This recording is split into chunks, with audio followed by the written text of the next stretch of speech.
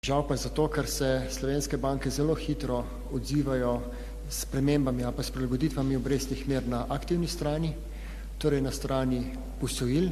To smo videli v času zadnjega zaostrovanja denarne politike v letih 2022 in naprej, ko so se obrestne mere za posojila gospodinjstev takoj dvignile, čeprav so fiksno obrostovana ta posojila.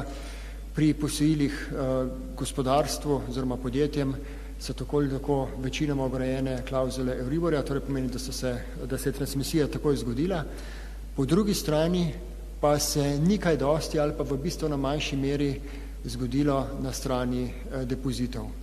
Tukaj moramo reči, da sta dva dejavnika, zakaj se je to zgodilo. Po eni strani banke v Sloveniji očitno niso motivirane ali pa niso še motivirane ali pa niso bile motivirane za nekoliko višjo prilagoditev obrestnih mer tudi na pasivni strani.